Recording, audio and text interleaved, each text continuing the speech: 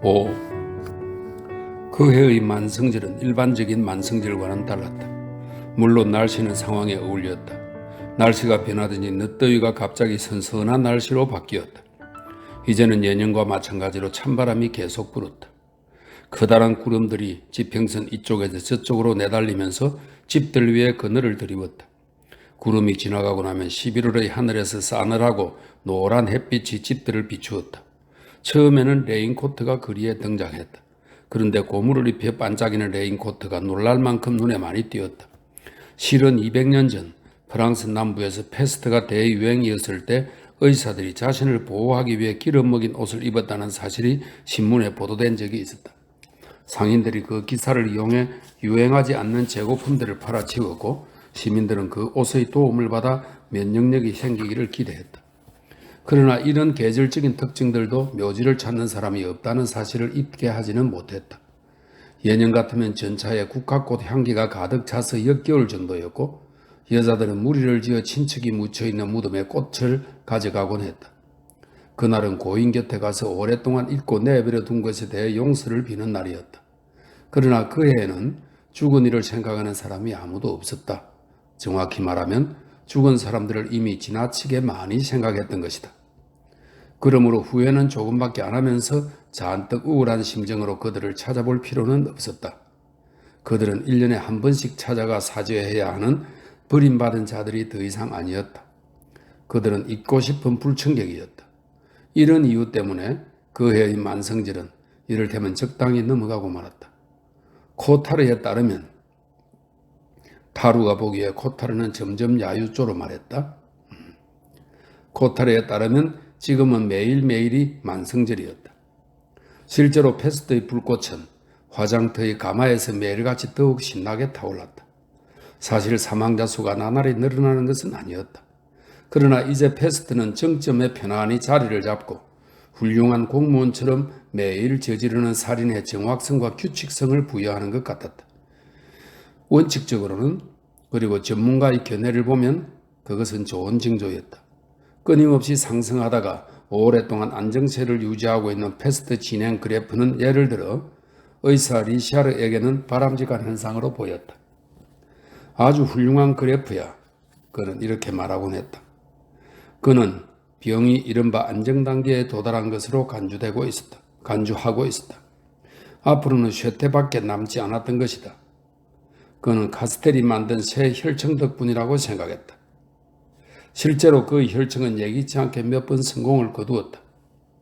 늙은 의사 카스텔도 그것을 부인하지는 않았지만 역사적으로 볼 때 패스트는 예상 밖으로 새롭게 재개되는 경우가 종종 있기 때문에 예측할 수 없다는 것이 그의 의견이었다.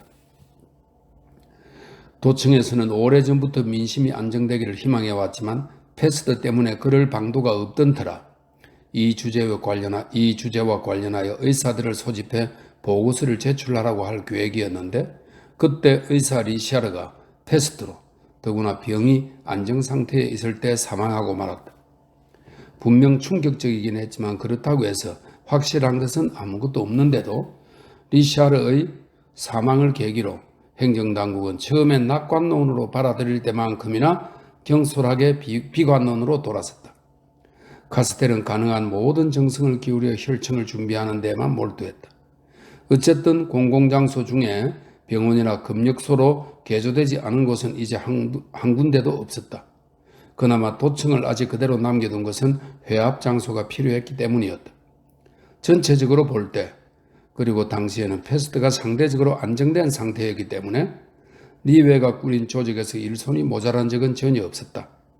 의사들과 봉사자들은 이미 기진맥진할 정도로 노력하고 있었고 더 많은 노력을 쏟아 부으려고 생각할 필요는 없었다.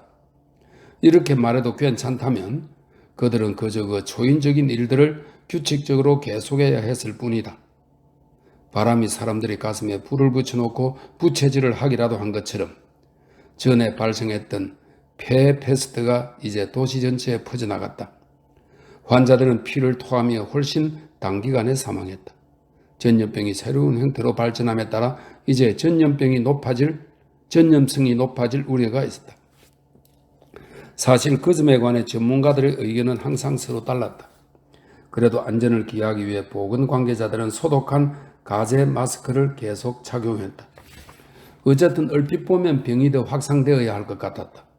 그러나 선 패스트 환자 수가 감소하고 있었기 때문에 통계 곡선은 그대로 수평을 유지했다.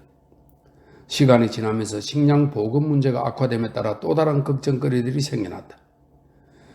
거기에 투기까지 끼어들어 부족한 생활 필수품들이 일반 시장에서 터무니없는 가격으로 팔렸다.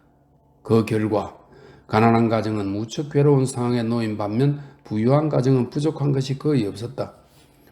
패스트가 가져온 공평성이 효과를 발휘해 시민들 사이에서 평등이 강화될 수도 있었지만 사람들이 본래 갖고 있던 이기심 때문에 패스트는 오히려 사람들의 마음속에 불의의 감정만 심화시키고 말았다.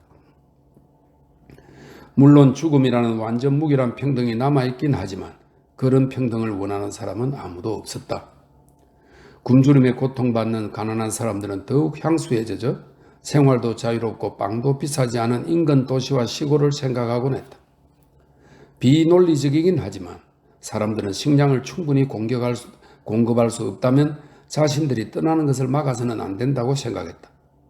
그러더니 마침내 구호가 퍼져나가 벽보로 나붙기도 하고 도지사가 지나갈 때 소리내어 외치기도 했다. 빵 아니면 공기를. 이 풍자적인 구호를 계기로 데모가 일어나기도 했지만 곧 진압되었다.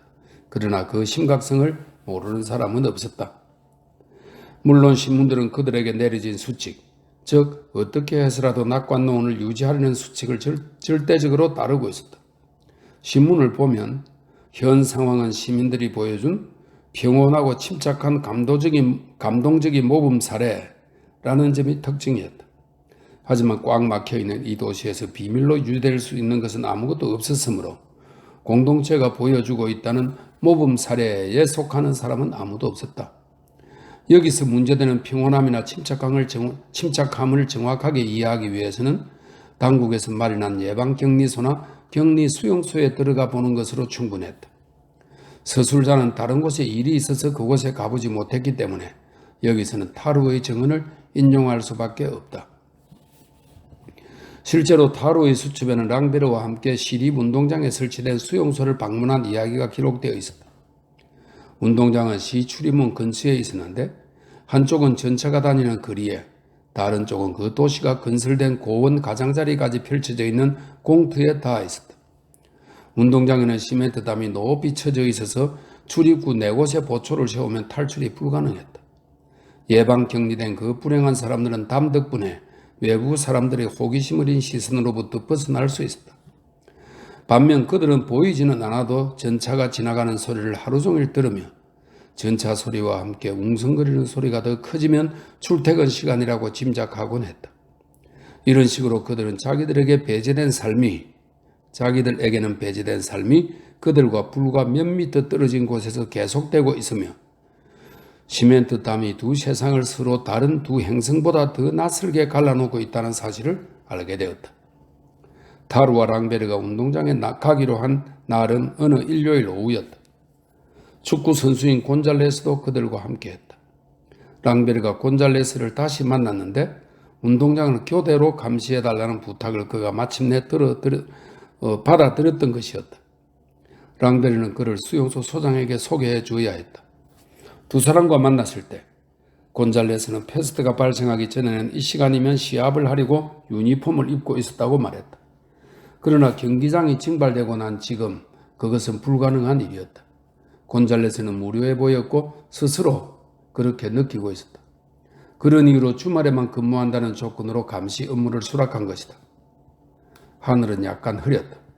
곤잘레스는 하늘을 쳐다보더니 비도 안 오고 덥지도 않은 이런 날씨가 시합에는 제일 적당하다고 아쉬운 듯 말했다.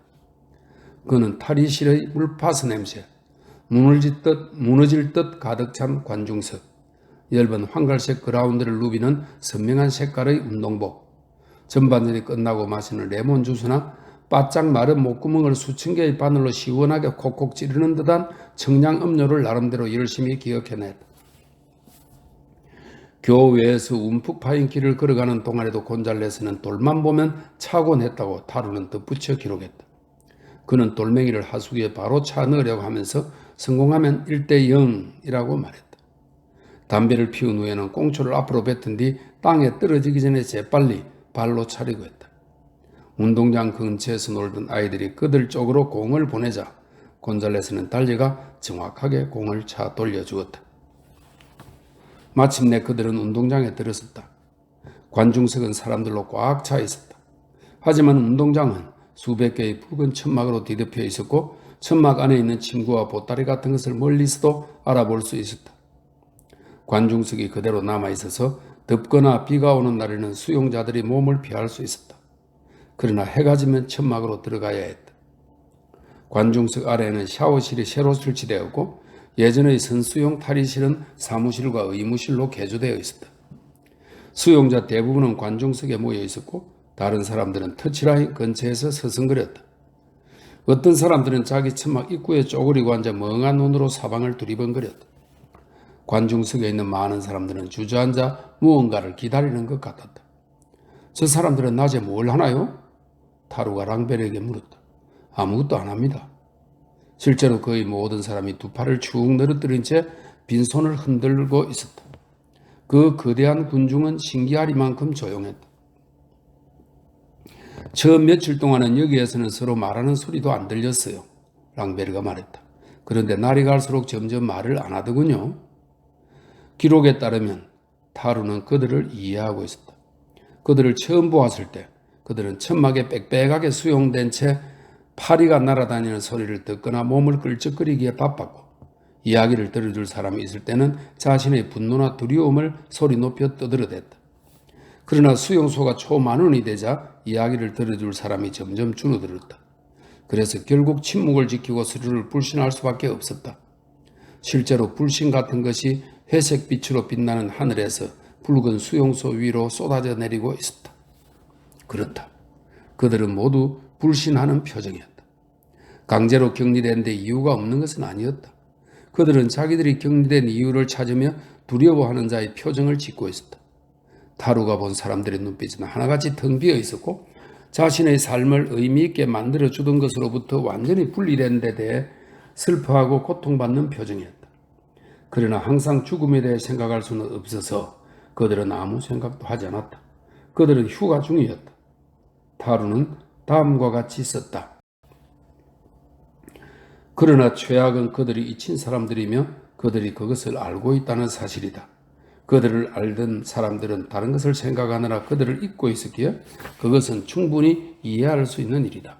그들을 사랑하는 사람들도 그들을 구해내리고 교섭하거나 계획을 짜느라 진이 빠져 그들을 잊어버렸다. 구출을 생각하느라 구출해야 할 사람을 생각하지 않는 것이다. 그건 역시 당연한 일이다. 결국에 가서는 아무리 불행의 막바지에 이르렀다 할지라도 어떤 사람을 정말로 생각할 수 있는 사람은 없다는 것을 알게 된다. 왜냐하면 어떤 사람을 정말로 생각하는 것은 그 어떤 것에도 살림 걱정이나 날아다니는 파리, 식사, 가려움 같은 것에 결코 마음을 뺏기지 않고 매 순간 생각하는 것이기 때문이다. 그러나 파리와 가려움은 언제나 존재한다. 그런 이유 때문에 인생은 살기 어려운 것이다. 그들은 그 사실을 잘 알고 있다. 소장이 와서 오통 씨가 그들에게 면담을 신청했다고 전했다. 소장은 곤잘레스를 사무실로 안내하고 나서 그들을 관중석으로 데리고 갔다. 오통 씨가 혼자 떨어져 앉아 있다가 일어나 그들을 맞이했다. 그의 옷차림은 여전했고 칼라도 여전히 빳빳했다. 다만 관자놀이 위쪽의 머리카락이 뻗쳐 있고 구두끈 한쪽이 풀려 있는 것이 타루의 눈에 띄었다. 검사는 피곤해 보였고 단 한 번도 상대방을 똑바로 쳐다보지 않았다. 그는 그들에게 만나게 되어 기쁘다며 의사 리웨에게 신세를 많이 졌는데 감사의 말을 전해달라고 했다. 두 사람은 잠자코 있었다. 릴리프가 너무 힘들어하지 않기를 바랍니다. 잠시 후 검사는 이렇게 말했다. 그가 자기 아들의 이름을 부르는 걸 타루가 들은 것은 이번이 처음이었다. 그가 어딘지 변했다는 것을 알 수 있었다. 해가 지평선으로 기울자 구름 사이로 햇살의 관중석을 비스듬히 비추면서 세 사람의 얼굴이 붉게 물들었다. 아닙니다. 타루가 말했다. 아니에요. 정말 별로 힘들어하지 않았습니다. 그들이 자리에서 일어난 뒤에도 검사는 여전히 햇빛이 비치는 쪽을 바라보고 있었다. 그들은 곤잘레스에게 작별 인사를 하러 갔다. 그는 감시 교대표를 들여다보고 있었다. 축구 선수가 악수를 하며 웃었다. 적어도 탈이 싫은 도로 찾은 셈이죠. 그가 말했다.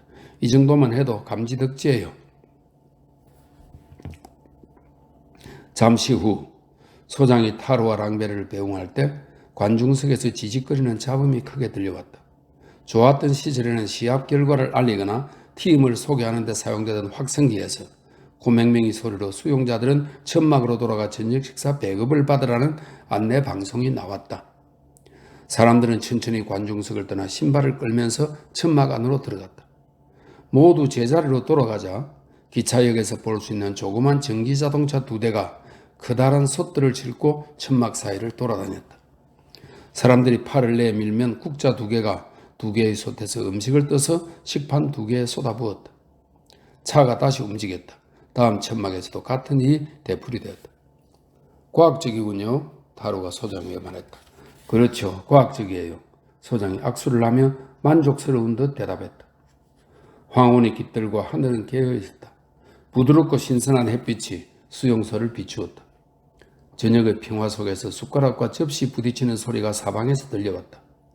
박쥐들이 천막 위에서 날개짓을 하더니 갑자기 사라졌다. 담 너머에서 전차 한 대가 선로 변경 장치 위를 지나느라 삐걱거렸다. 수사검사 안 됐어. 문을 넘으면서 타로가 중얼거렸다. 좀 도와줘야 할 텐데. 하지만 어떻게 돕지? 6. 도시에는 수용소가 몇 군데 더 있었지만 조심스럽기도 하고 또 직접적인 정보도 없어서 서술자는 그것에 대해 더 이상 언급할 수 없다. 그러나 그가 말할 수 있는 것은 그러한 수용소의 존재, 거기서 나는 사람 냄새, 황혼에 들려오는 커다란 확성기 소리, 담 뒤에 감춰진 신비, 그 버림받은 장소에 대한 공포심 같은 것들이 시민들의 마음을 무겁게 짓누르면서 모든 사람이 느끼던 혼란과 불안감이 더욱 증폭되었다는 사실이다. 행정당국과의 마찰과 충돌은 더욱 심해졌다. 11월 말이 되자 아침에는 상당히 추워졌다. 폭우가 억수같이 쏟아져 도로가 씻기고 하늘이 청명해졌다. 거리가 반짝이고 하늘에는 구름 한 점 없었다. 아침이면 힘을 잃은 태양이 매일같이 도시 위로 차갑게 반짝이는 햇살을 퍼뜨렸다. 저녁 무렵이면 반대로 공기가 다시 온화해졌다. 타로가 의사 리웨에게 자기 생각을 어느 정도 털어놓기로 마음먹은 것은 바로 그런 순간이었다. 긴 하루를 힘들게 보낸 어느 날 밤 10시경 해수병 환자 집으로 리웨가 왕진을 가는데 타로가 따라 나섰다. 구시가지의 집들 위로 하늘이 부드럽게 빛났다. 어두운 사거리로 산들바람이 소리 없이 불어왔다. 고요한 거리를 벗어나자 두 남자는 노인의 수다와 맞닥뜨렸다. 노인은 그들에게 불평하는 사람들이 많다. 늘 똑같은 놈들만 이익을 챙긴다. 위험한 일을 하면 결국 화를 입는다. 이러다가는 결국 이 대목에서 그는 손을 비볐다. 이렇게 되어 있네요. 이러다가는 결국 무슨 소동이 날 거다 라고 떠들어댔다. 의사가 치료하는 동안에도 노인은 그런 것들을 쉬지 않고 언급했다. 위층에서 누가 걸어다니는 소리가 들렸다. 타루가 궁금해하는 기색을 보이자 이웃집 여자들이 테라스에 나와 있다고 그의 늙은 아내가 설명해 주었다. 그와 동시에 위에서 보면 전망이 좋고 테라스의 한쪽 면에 서로 붙어 있어서 동네 여자들이 집 밖으로 나가지 않고도 남의 집을 방문할 수 있다는 사실을 알게 되었다. 맞아, 올라가 보시구려. 거긴 공기도 좋아. 노인이 말했다. 테라스에는 아무도 없고 의자만 3개 놓여 있었다. 한쪽으로는 시선이 닿는 멀리까지 테라스만 보였고 그 테라스 끝은 돌로 된 컴컴한 덩어리와 닿아 있었다. 바로 첫 번째 언덕이었다. 다른 쪽으로는 거리 몇 개와 보이지 않는 항구 너머로 하늘과 바다가 뒤섞인 수평선이 엄밀히 고동치는 모습이 내다 보였다. 절벽이라고 생각되는 곳 너머에는 어디서 나오는지 모를 불빛 한 줄기가 규칙적으로 나타났다 사라지곤 했다. 지난 봄부터 다른 항구를 향해 뱃머리를 돌리는 선박을 위해 해협의 등대가 계속 불빛을 비춰주고 있는 것이다.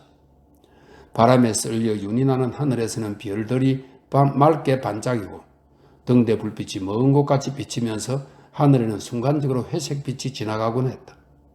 향료 냄새와 돌 냄새가 미풍에 실려왔다. 모든 것이 완전히 침묵에 잠겨 있었다. 좋네요. 리베가 앉으면서 말했다. 여기는 마치 패스트가 한 번도 올라오지 않은 것 같아요. 타루는 돌아서서 바다를 보고 있었다. 네, 좋군요. 잠시 후 그가 말했다. 그는 리웨 곁으로 와서 앉더니 리웨를 주의 깊게 바라보았다. 불빛이 하늘에 3번 나타났다.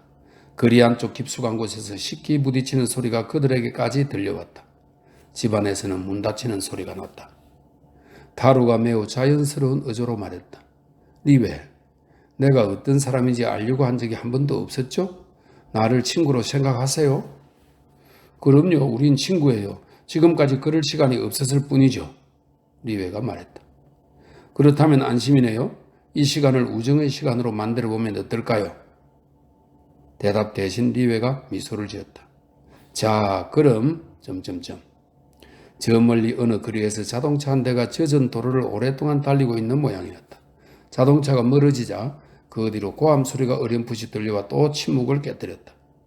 이었고 별이 총총한 하늘의 무게를 모두 싣고 침묵이 두 사람에게 다시 쏟아졌다. 타루가 일어나서 테라스 난간에 걸터 앉았다. 리웨는 여전히 맞은편 의자에 깊숙이 앉아 있었다. 타루의 모습은 하늘에 대비되어 윤곽이 뚜렷이 드러난 육중한 덩어리로밖에 보이지 않았다. 그는 오랫동안 이야기를 했다. 그의 이야기를 재구성해 적어보면 대충 다음과 같다. 간단히 말하면 리웨, 나는 이 도시와 전염병을 알기 훨씬 전부터 패스트 때문에 힘들어했어요. 말하자면 나도 다른 모든 사람들과 마찬가지라는 이야기죠. 그런데 세상에는 패스트를 모르는 사람들도 있고 패스트가 있어서 좋다는 사람들도 있고 또 패스트가 있다는 것을 알고 거기서 빠져나가려는 사람들도 있어요. 나는 항상 빠져나가려고 했어요. 젊었을 때 나는 내가 결백하다고 생각하면서 살았어요. 말하자면 생각 없이 살았던 거죠. 고민하는 성격도 아니었고 사회생활도 그런대로 적당히 잘했어요. 뭘 해도 순조로웠죠. 머리도 괜찮았고 여자들과의 관계도 더할 나위 없이 좋았고요. 가끔 불안감이 생기기도 했지만 이내 사라졌어요. 그러던 어느 날 나는 심사숙고하기 시작했어요. 그리고 당신은... 내가 당신처럼 가난하지 않았다는 것을 말해둬야겠네요. 아버지가 차장검사였으니까 상당한 지위였어요. 그러나 천성적으로 호인이어서 그런 티를 내지 않으셨어요. 어머니는 순박하고 수줍음을 타셨는데 나는 항상 어머니를 사랑했어요. 하지만 그 이야기는 하지 않는 편이 좋을 것 같네요. 아버지는 나를 돌봐주고 사랑해 주셨어요. 나를 이해하려고 많이 노력하신 것 같아요. 지금 생각해보면 바람도 피우셨는데 내가 그것 때문에 화를 내는 건 결코 아니에요. 아버지는 모든 점에서 사람들이 기대하는 대로 행동하셨고 남에게 충격을 주는 행동은 하지 않으셨어요. 간단히 말해 그렇게 개성이 강한 분은 아니었죠. 아버지가 돌아가신 지금 생각해보면 성자처럼 살지는 않았지만 그렇다고 악인도 아니셨던 것 같아요. 중도를 지켰다고나 할까요? 그것뿐이에요. 사람들이 적당히 애정을 느끼고 그 애정을 오래 유지하게 되는 그런 인물이셨던 거죠. 그래도 아버지에겐 한 가지 특징이 있었어요. 철도 여행 안내라는 책을 늘 머리맡에 두고 읽으셨거든요. 휴가 때 땅이 조금 있는 브르타뉴에 가는 것을 제외하면 여행을 하는 것도 아니었어요.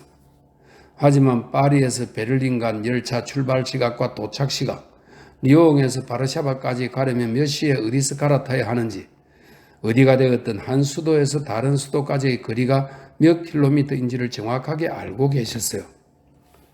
버량성에서 샤모니까지 어떻게 가야 하는지 말할 수 있으세요? 아마 역장이라도 잘 모를 거예요. 하지만 아버지는 잘 알고 있었죠. 철도 여행에 대한 지식을 풍부히 하려고 거의 매일 저녁 공부를 하셨고 그것을 무척 자랑스럽게 생각하셨어요. 나는 그것이 매우 재미있어서 아버지에게 자주 질문을 했고 아버지의 대답을 책에서 찾아보고 틀림없다는 걸 확인하고는 좋아했죠. 그렇게 묻고 대답하는 과정에서 우리는 서로 매우 친밀해졌어요. 내가 아버지의 청중이 되어드렸고 아버지는 내 성의를 무척 흡족하게 생각하셨거든요. 나는 철도에 관해 탁월한 것도 다른 것과 마찬가지로 가치 있다고 생각했고요. 말을 하다 보니 그 정직한 분에게 지나친 중요성을 부여하는 것이 아닌가 싶네요. 결과론적으로 보면 아버지는 내가 결심하는데 간접적인 영향을 끼쳤을 뿐인데 말이에요. 아버지는 기껏해야 계기를 만들어 주신 것 뿐이에요. 내가 17살 때 아버지가 법정에 와서 당신이 말하는 것을 들어보겠느냐고 하셨어요. 중죄재판소에서 열리는 중대 사건에 대한 공판이었는데 아버지는 그날 당신의 가장 훌륭한 모습을 보여줄 수 있을 거라고 생각하신 거죠. 젊은이의 상상력을 자극하는 그런 의식을 통해 나도 아버지가 선택한 그 길로 들어서게 하려는 기대도 있으셨던 것 같아요. 좋다고 대답했죠. 아버지가 좋아하실 것 같았고 집에서와는 다른 역할을 하시는 모습을 보고 듣고 싶다고 하는 생각도 들었어요. 그 외에 다른 생각은 없었어요. 법정에서 일어나는 일은 혁명기념일의 열병식이나 상장 수여식처럼 자연스럽고 불가피한 일로 보였었거든요. 나는 법정에서 일어나는 일에 대해 극히 추상적인 관념밖에 없었고 그것이 그리 불편하지도 않았어요. 그런데 그날 내가 간직한 모습은 딱 하나, 죄인의 모습이었어요. 사실 나도 그 사람에게 죄가 있다고 생각했지만 어떤 죄인지는 별로 중요하지 않았어요. 빨간 머리에 키가 작고 불쌍해 보이는 그 남자는 나이가 30살쯤 되어 보이고 모든 것을 인정하기로 결심한 것 같았죠. 자기가 저지른 일과 자기에게 가해질 일에 얼마나 겁먹은 표정이든지 몇 분이 흐른 뒤에는 그 사람 외에는 아무것도 쳐다볼 수 없었어요. 그 사람은 지나치게 강한 빛 때문에 겁에 질린 올빼미처럼 보였어요.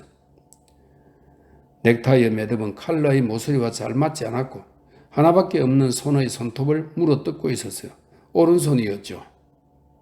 더 말하지 않아도 그가 살아있는 사람이었다는 건 아시겠죠? 그런데 문득 내가 지금까지 그를 용의자라는 편리한 범주로만 생각해 왔다는 것을 깨달았어요. 그 순간 내가 아버지를 잊었다고 말할 수는 없지만 무언가가 배를 꽉 졸라매고 있어서 형사 피고인 외에는 그 무엇에도 주의를 기울일 수 없었어요. 그의 아무 소리도 들리지 않았어요.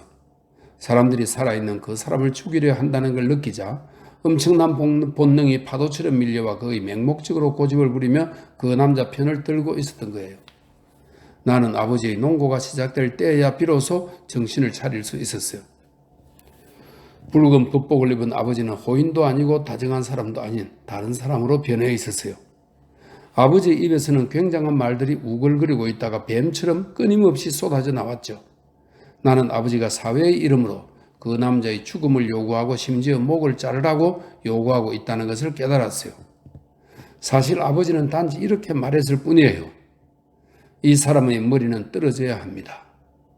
그러나 결국에는 별 차이가 없었어요. 아버지가 그 남자의 머리를 얻으셨으니 실제로 같은 결과에 이른 셈이었거든요. 실제로 목을 자른 사람이 아버지가 아니었을 뿐이에요. 처형 장면을 보지는 못했지만 공판을 끝까지 방청했는데 그 불행한 남자에게 아버지라면 도저히 느끼지 못할 엄청난 친밀감을 느꼈어요. 아버지는 관례에 따라 사람들이 정중하게 최후의 순간이라고 부르지만 사실은 가장 비열한 살인이라고 불러야 마땅할 그 처형에 참석하셨을 거예요. 그날부터 나는 철도 여행 안내만 봐도 끔찍해서 구역질이 났어요. 그날부터 두려워하면서도 정의와 사형제도, 형 집행 같은 것에 관심을 갖게 되었고요. 그리고 아버지가 벌써 여러 차례 그런 살인 현장에 입회했음이 틀림없고 아침 일찍 일어나시는 날이 바로 그런 날이었다는 것을 알았을 때는 현기증 같은 것이 느껴졌어요. 그런 날이면 자명종 태엽을 가봐 놓으시곤 했거든요. 어머니에게는 섣불리 그런 말을 하지 못했지만 어머니를 더 주의 깊게 관찰하게 되었죠. 그리고 두 분이 함께 할 수 있는 것은 더 이상 아무것도 없고 어머니가 체념하고 계시다는 것을 알게 되었어요. 당시 내가 말하던 식으로 하면 그것으로 어머니를 용서할 수 있었죠. 나중에 알게 되었지만 용서할 것은 아무것도 없었어요. 어머니는 결혼 전까지 내내 가난했었고 가난 때문에 체념을 배웠거든요. 내가 곧바로 집을 떠났을 거라 짐작하실지도 모르겠어요. 그러진 않았고 몇 달, 아니 거의 1년을 집에 머물러 있었어요. 하지만 마음은 병들어 있었죠. 어느 날 저녁 아버지가 내일 아침에 일찍 일어나야 한다며 자명종을 가져오라고 하더군요. 그날 밤 나는 잠을 이루지 못했어요. 다음 날 아버지가 돌아오시기 전에 집을 나왔죠. 뒤에 일어난 일을 바로 말씀드리면 아버지는 사람을 시켜 나를 찾으셨고 나는 아버지를 만나러 가서는 아무 설명 없이 만약 돌아오라고 강요하면 자살해버리겠다고 침착하게 말씀드렸어요. 아버지는 결국 받아들이셨어요. 원래 성격이 온순한 편이 있었으니까요. 그러고는 멋대로 사는 것이 얼마나 어리석은 일인지 관로가 있습니다. 아버지는 내 행동을 그렇게 해석하셨고 나는 그 오해를 굳이 풀어드리지 않았어요. 이렇게 되어 있네요. 멋대로 사는 것이 얼마나 어리석은 일인지에 대해 일장연설을 하고 수많은 충고를 해주고 진정 어린 눈물을 애써 참으시더군요. 그 후 그래봤자 시간이 많은 흐른 뒤의 일이지만 어머니를 만나러 정기적으로 집에 들렀고 그때 아버지도 배웠어요. 아버지는 그런 관계로 만족하셨던 것 같아요. 아버지에게 원한은 없었고 단지 마음속에 약간의 슬픔이 남아있었죠. 아버지가 돌아가시자 어머니를 모시고 함께 살았는데 어머니가 돌아가시지 않았다면 지금도 함께 살고 있었을 거예요. 내가 인생의 첫 발을 내디딘 그 시절에 대해 길게 강조해서 이야기한 것은 실제로 모든 것이 거기서 비롯되었기 때문이에요. 이제 좀 서둘러서 이야기할게요. 18살의 안락한 생활에서 벗어나자마자 나는 바로 가난을 경험했어요. 먹고 살기 위해 안 해본 일이 없어요. 그 결과도 아주 나쁘지는 않았고요. 하지만 내가 흥미를 가진 것은 사형 선고였어요. 그 붉은 머리 올빼미 사내의 일을 해결해 보고 싶었거든요. 그래서 이른바 정치를 하게 되었어요. 패스트 환자가 되고 싶지는 않았으니까요. 그게 다예요. 내가 살고 있는 사회가 사형 선고에 기반하여 있는 이상 사회에 맞서 투쟁하는 것이 그 살인 행위에 대해 투쟁하는 것이라고 생각했어요. 나는 그렇게 믿었고 다른 사람들도 그렇게 말했죠. 결론적으로 보면 대부분의 경우 사실이기도 했고요. 그래서 나는 내가 좋아했고 지금도 변함없이 좋아하는 사람들과 함께 일을 시작했어요. 오랫동안 그들과 함께 했죠. 유럽에 있는 국가 중 내가 투쟁에 참여하지 않은 나라는 하나도 없을 정도예요. 자, 다음 이야기로 넘어가죠. 물론 경우에 따라서는 우리 또한 사형 선고를 내린다는 것을 나도 잘 알고 있었어요. 더 이상 사람을 죽이지 않는 세계를 만들려면 그런 죽음은 불가피하다고 사람들이 나에게 말하곤 했고요. 어떤 의미에서는 그 말도 진실이었지만 나는 그런 종류의 진실은 받아들이지 못한 것 같아요. 확실한 건 내가 망설였다는 거예요. 그렇지만 나는 그 올빼미 남자를 생각하고 있었어요. 그런 상태가 계속될 수도 있었고요. 헝가리에서 사형 집행을 구경한 그날까지는 말이에요. 그날 아이였던 나를 사로잡았던 그 현기증이 어른이 된 내 눈을 캄캄하게 만들었어요. 사람을 총살하는 광경을 보신 적 없죠? 없다고요? 물론 그러시겠죠. 대개는 초청받은 사람들에게만 보여주고 초청할 사람들도 미리 정해놓거든요. 그러니까 총살에 대해서는 그림이나 책을 통해 알고 계시는 정도군요. 눈 가리개, 말뚝, 멀리 떨어져 있는 병사들, 뭐 그런 거죠. 그런데 전혀 그렇지 않아요. 그것과는 정반대로 총살 집행반 사격수들이 사형수와 불과 1m 50cm 떨어져 있고 사형수가 두 걸음만 앞으로 걸어가면 가슴에 총뿌리가 닿는다는 걸 알고 계세요? 그렇게 가까운 거리에서 사형수들이 굵직한 탄환으로 심장 근처를 집중 사격하고 그곳에 주먹이 들어갈 만한 구멍이 뚫린다는 걸 알고 계세요? 그런 세부사항은 아무도 이야기하지 않으니까 선생님은 모르시겠죠. 인간의 잠은 패스트 환자들의 생명보다 더 신성하죠. 선량한 사람들이 잠드는 것을 방해해서는 안 되는 거고요. 잠드는 것을 방해하려면 어느 정도 악취미가 있어야 하는데 누구나 다 아는 사실이지만 취미란 고집 부리지 않는 거잖아요. 그런데 나는 그 무렵부터 잠을 잘 수가 없었어요. 나에겐 악취미가 남아있어서 그것을 계속 입에 올리고 끊임없이 고집을 부렸어요. 다시 말해 늘 그것만 생각하고 있었던 거죠. 온 마음을 기울여 패스트와 싸운다고 생각하며 살아온 그 오랜 세월 동안 내가 다른 사람은 몰라도 적어도 나 자신이 항상 패스트 환자였다는 사실을 그때 깨달았어요. 간접적으로나마 수천 명의 죽음에 동의했다는 것, 죽음을 초래할 수밖에 없는 행위나 원칙을 선이라 생각하고 그런 죽음을 부추기기까지 했다는 걸 알게 된 거죠. 다른 사람들은 그런 것에 신경을 쓰는 것 같지 않았어요. 적어도 그런 이야기를 허심탄회하게 털어놓지는 않았죠. 나는 목이 맬 정도로 괴로웠어요. 그들과 함께 있으면서도 외로웠고요. 내가 불안한 마음을 드러내면 그들은 문제되고 있는 것이 무엇인지를 잘 생각해야 한다면서 아무리 애를 써도 삼킬 수 없는 것을 삼키게 만들려고 감동적인 이유를 내세웠어요. 나는 붉은 법복을 입은 저 거물급 패스트 환자들도 나름대로 이유가 있고 만약 군소 패스트 환자들이 내세우는 불가항력적인 이유와 요구를 용인한다면 거물급 환자들의 요구 또한 거부할 수 없을 거라고 대답했어요. 그들은 나에게 붉은 법복을 입은 사람들을 정당화할 수 있는 가장 좋은 방법은 사형 선고를 내리는 권한을 그들에게 전적으로 일임하려는 거라고 지적했고요. 하지만 나는 한번 양보하기 시작하면 끝없이 양보해야 한다고 생각했어요. 내가 옳다는 것을 역사가 증명해 주는 것 같아요. 오늘날 그들은 누가 더 많이 죽이는지 경쟁하고 있으니까요. 모두 살인의 광기에 빠져 있어요. 달리 어떻게 할 수가 없는 거죠. 어쨌든 내 문제는 추론의 문제는 아니었어요. 나에게는 붉은 물이 올빼미 남자가 문제였고 그 더러운 사건이 문제였어요. 패스트에 감염된 저 더러운 잎들이 쇠사슬에 묶인 어떤 남자에게 죽음을 선고하고 죽는 데 필요한 것을 전부 다 준비해 놓은 그 사건 말이에요. 그러면 그 남자는 살해당할 그날을 뜬 눈으로 기다리며 고뇌의 밤들을 보내는 거죠. 나에게는 가슴에 뚫린 그 구멍이 문제였어요. 그래서 일단은 최소한 나라도 그 구역질 나는 도살 행위를 단 한 번이라도 정당화하는 것은 단연코 거부하겠다고 생각했어요. 아시겠어요? 그래요.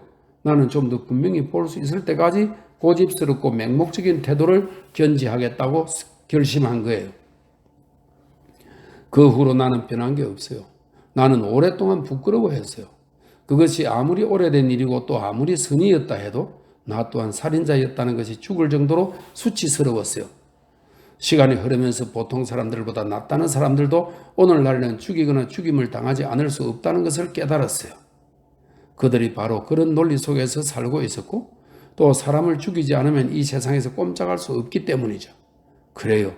나는 우리 모두가 패스트 속에 놓여 있다는 것을 깨달았고 그것 때문에 계속 부끄러웠어요. 마음의 평화를 잃어버리고 만 거죠. 나는 그 평화를 되찾으려고 지금도 여전히 애쓰고 있어요. 모든 사람을 이해하고 그 누구와도 철천지 원수가 되지 않으려고 애쓰는 거죠. 내가 아는 것이 하나 있다면 그것은 패스트 환자가 되지 않으려면 할 일은 해야 한다는 거예요. 그렇게 할 때 비로소 평화를 기대할 수 있어요. 평화가 불가능하다 해도 적어도 떳떳한 죽음을 기대할 수는 있겠죠. 인간의 마음을 편하게 만들어주는 것이 바로 그거예요. 비록 인간을 구원하지는 못하더라도 그렇게 함으로써 가능한 한 인간들에게 해를 끼치지 않고 때로는 약간의 선까지 행할 수 있으니까요.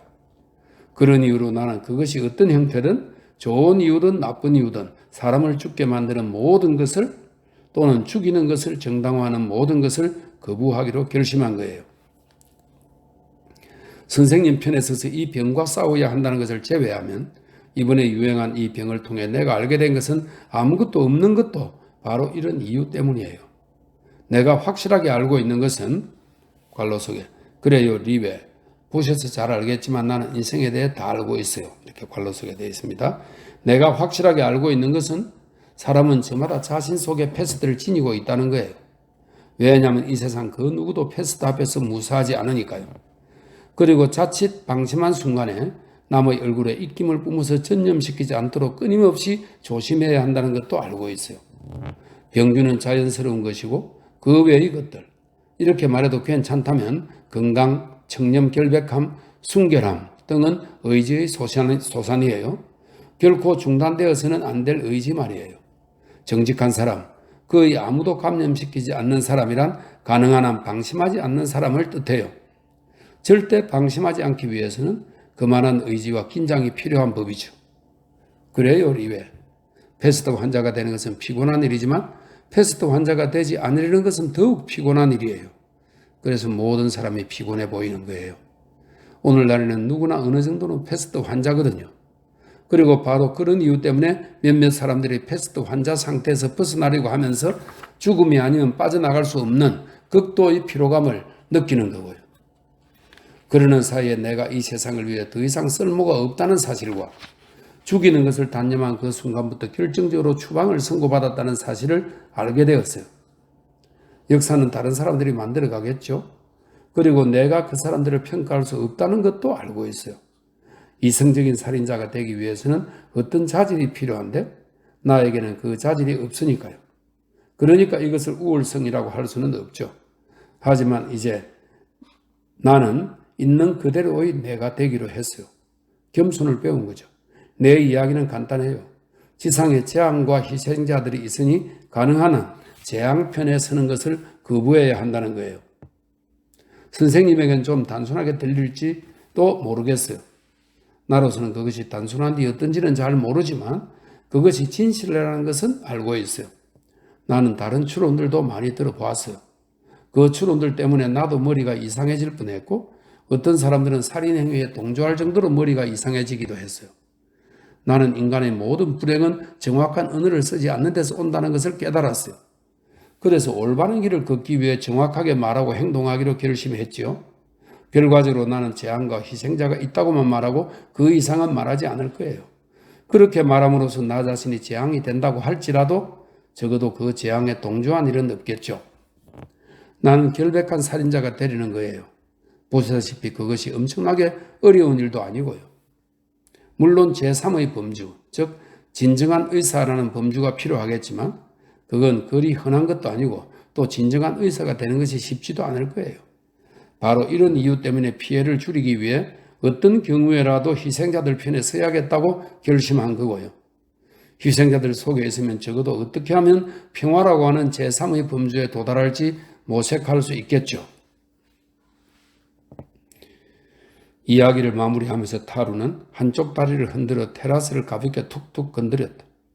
의사가 잠시 가만히 있다가 몸을 약간 일으키더니 평화에 도달하기 위해 어떤 길을 걸어야 할지 생각해 보았느냐고 물었다. 네, 공감의 길이지요. 구급차의 사이렌이 멀리서 두 번 울렸다. 조금 전만 해도 희미하게 들리던 고함 소리가 시 경계선에 있는 돌산 근처로 모여들고 있었다. 동시에 무슨 폭발음 같은 것이 들려왔다. 그리고 다시 조용해졌다. 등대불이 두 번 깜빡거리는 것이 리베의 눈에 띄었다. 산들바람이 더 강해지는 것 같더니 바다에서 불어온 바람에 소금 냄새가 실려왔다. 낭떠러지에 부딪히는 파도에서 나던 은밀한 숨소리가 이제 뚜렷이 들려왔다. 간단히 말하면 나는 어떻게 하면 성자가 되는지를 알아내는 데 관심이 있어요. 타루가 솔직하게 말했다. 하지만 신을 믿지 않잖아요. 바로 그래서예요. 오늘날 내가 관심을 갖고 있는 문제가 딱 하나 있는데 그게 바로 신이 없어도 사람이 성자가 될 수 있는가 하는 거예요. 고함 소리가 들려왔던 쪽에서 갑자기 큰 불빛이 솟아올랐고 어렴풋한 함성이 바람을 거슬러 두 사람에게까지 들려왔다. 불빛은 곧 약해졌고 멀리 테라스 끝에 붉은스름한 색깔만 남았다. 바람이 그치자 사람들의 고함 소리가 뚜렷이 들려왔고 곧이어 총성과 군중의 함성이 들려왔다. 타루가 일어서서 귀를 기울였다. 더 이상 아무 소리도 들리지 않았다. 시의 출입문에서 또 싸움이 났군요. 이제 끝난 것 같아요. 리베가 말했다. 타루는 절대로 끝나지 않았다고. 세상의 이치가 그렇게 되어 있는 이상 희생자가 더 생길 거라고 작은 목소리로 중얼거렸다. 그럴지도 모르죠. 의사가 대답했다. 하지만 아시다시피 나는 성자들보다는 패배자들에게 더 연대의식이 느껴져요. 영웅주의라든가 신성함 같은 것은 좋아하지 않거든요. 내가 관심 있는 것은 인간이 되는 것이에요. 그래요. 우리는 같은 것을 추구하고 있어요. 다만 내가 야심이 적을 뿐이죠. 리웨는 타루가 농담을 한다고 생각하고 그를 쳐다보았다. 그러나 하늘에서 내려오는 어렴풋한 빛에 쓸쓸하면서도 진지한 그의 얼굴이 비쳐 보였다. 바람이 다시 불었고 리베의 피부에 닿은 바람이 미지근하게 느껴졌다. 타루는 몸을 움직이며 물었다. 우정을 위해 우리가 무엇을 하면 좋을지 아세요? 원하시는 대로 하죠. 리베가 말했다. 해수욕을 하는 거예요. 미래의 성자에게도 그 쾌락은 허용되지 않을까요? 리베는 미소를 지었다. 통행증을 보여주면 방파제까지 갈 수 있을 거예요. 패스트 속에서만 사는 건 너무 어리석은 짓이에요. 물론 인간이라면 희생자들을 위해 싸워야죠. 하지만 무언가를 사랑하지 않게 된다면 투쟁은 해서 뭐 하겠어요? 그럼요. 자, 갑시다.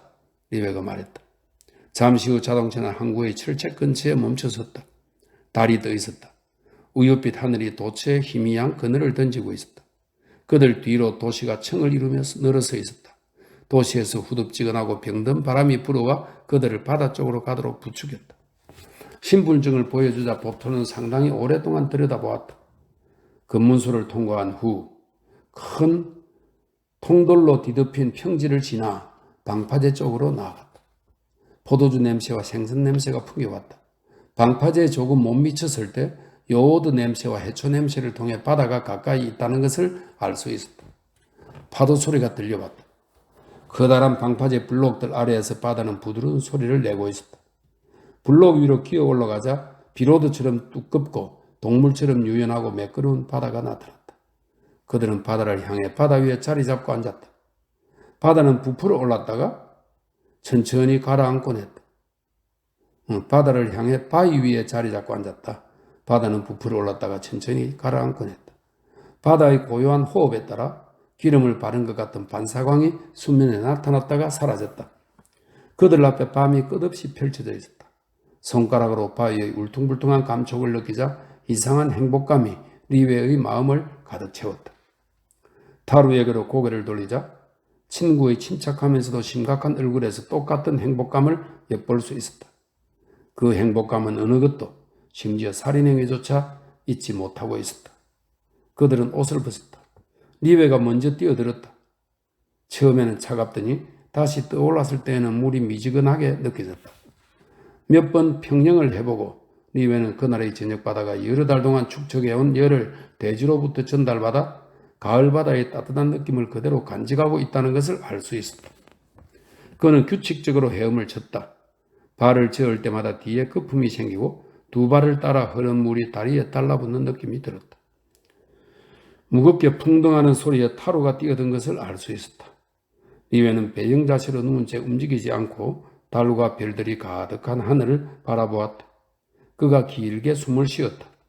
조용하고 고독한 어둠 속에서 물장구 치는 소리가 이상하게 점점 더 뚜렷이 들려왔다. 타루가 가까이 왔고 곧 그의 숨소리가 들렸다.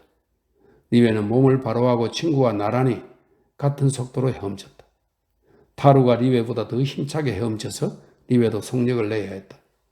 그들은 세상에서 멀리 떠나 마침내 도시와 패스트에서 해방된 상태로 몇 분 동안 단둘이서 같은 리듬, 같은 힘으로 나아갔다. 리웨가 먼저 멈추었다. 도중에 한순간 얼음처럼 싸늘한 물결을 만났을 때를 제외하고는 천천히 헤엄을 쳐 돌아왔다.